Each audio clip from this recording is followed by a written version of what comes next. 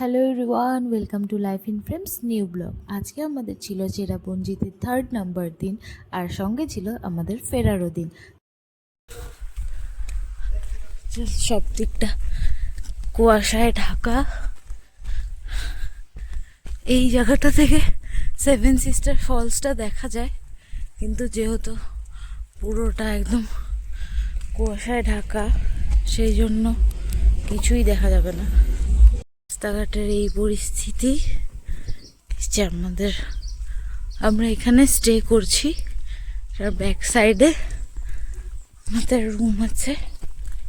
Just দেখো, এটাও ওদেরই প্রপার্টি। রাস্তাটা একবার দেখো।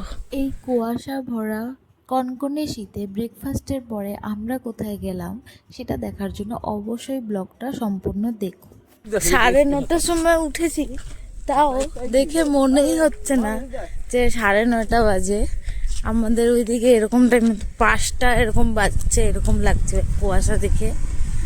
তো আমরা ভাবলাম नज़ारे का थोड़ा मज़ा लिया जाए और थोड़ा वॉक करके आते हैं, अच्छा लगेगा।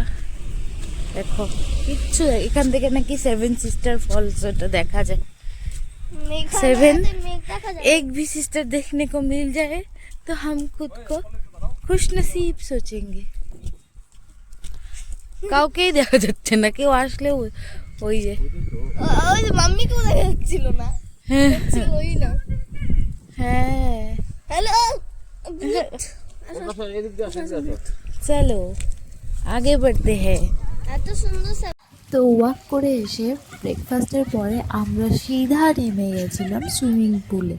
মানে এত ঠান্ডার মাঝেও আমরা সুইমিং পুলের মজাটা নেওয়া ছাড়তে পারবো না। আমরা অনেকক্ষণ অপেক্ষা করেছি যে একটু রোদ উঠুক, তারপরে আমরা নামি। বাট রোদের তো কোনো আশাই ছিল না, সেই জন্য ভাবলাম আজকে তো চলেই যাব, কী আর হবে, একটু ঠান্ডাই লাগবে, ঠিক আছে সহ্য করে নেব। বাট এই ফানটা মিস করা একদমই যাবে না।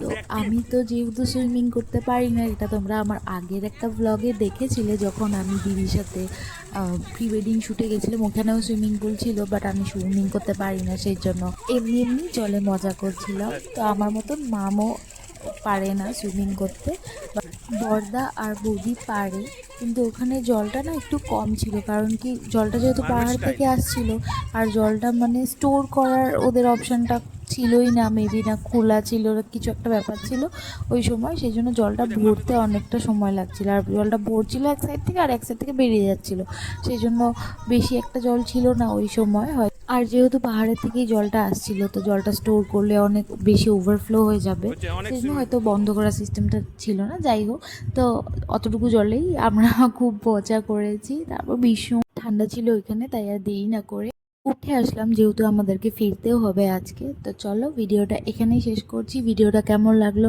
একটা লাইক আর কমেন্ট করে আমাকে জানিও। দেখা হচ্ছে পরের একটা ভিডিওতে। টিল দেন বাই বাই, সবাই ভালো থেকো, সুস্থ থেকো।